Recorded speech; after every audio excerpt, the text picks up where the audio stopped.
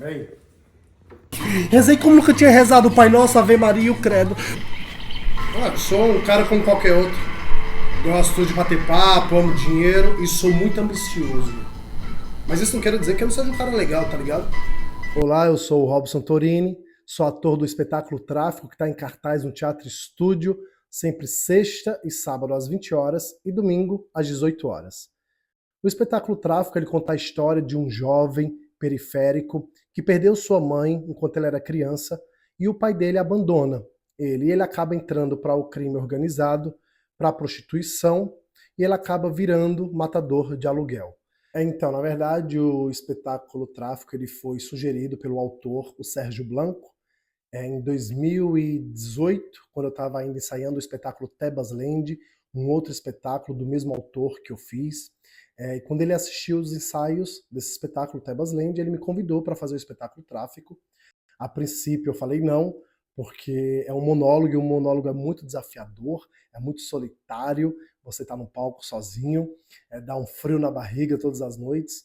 Mas eu encarei e foi assim que surgiu essa grande trajetória. A gente estreou em 2022, estamos em cartaz até hoje, sempre sem patrocínio. Eu gosto muito de falar isso, porque é importante dizer que a gente mantém o teatro, a resistência, mesmo sem ter o patrocínio, né? Só com o público e graças a Deus a nossa plateia do espetáculo Tráfico sempre esteve cheia, então isso mantém o espetáculo até hoje. Então, foi um processo bem desafiador, foi bem difícil para mim. Primeiro porque eu sou totalmente diferente do Alex.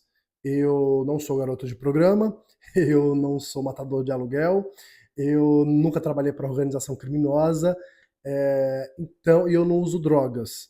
Então eu sou completamente careta, nem álcool eu bebo, então você imagina. Então eu tive que realmente ir a fundo nessa pesquisa para entender um pouco dessas pessoas que se drogam, que vendem um corpo, que viraram matadores de aluguel. Então, de fato, primeiro eu entrevistei vários garotos de programa, vários, para entender o porquê que eles entraram nessa vida. Depois eu fui em presídio para entrevistar jovens que têm a mesma história do Alex. Então, é muito triste você se deparar com essa realidade mesmo. Eu também eu li vários livros falando sobre as organizações criminosas, não só no Brasil, mas no mundo também. Então foi um processo bem difícil. Teve um momento que eu lembro que eu estava nesse processo de pesquisa, de estudo mesmo, para entender essa personagem, e eu tive que parar, porque eu não estava conseguindo mais lidar com essa realidade tão dura, mas que é necessária ser contada, né? E eu precisava me deparar com ela para poder contar a história do Alex no palco, já que é tão diferente de mim, da minha história, né? E, mas ao mesmo tempo foi muito lindo, porque eu comecei a ter outro olhar para as pessoas que a gente julga bandidos, sabe assim? Eu consegui ver o outro lado da moeda. Não é só romantizando, tá? Eles, mas é simplesmente se colocando no lugar. E se eu, Robson, tivesse tido a mesma história que eles? Né, que na sua grande maioria são jovens que perderam o pai para o tráfico, a mãe tem que sair para trabalhar e essa criança fica sozinha dentro de casa na periferia. E geralmente essas crianças são capturadas pelo tráfico para começar a trabalhar para eles. Então, e que não tem escola, não tem saúde, não tem o olhar do poder público. Então, o que eu, Robson, faria se eu estivesse no lugar deles? Entende? Porque eu, graças a Deus, sou um cara privilegiado, né, que tive uma boa educação, boa saúde, uma família sempre ali presente até hoje. Então, eu pude escolher o que fazer. Mas quando você não tem isso, você escolhe ou você é escolhido? Então, acho que a peça ela traz muito essa reflexão para o público sair daqui muito com esse tipo de questionamento, né? Caraca, hoje eu penso diferente. E para mim isso já valeu a pena.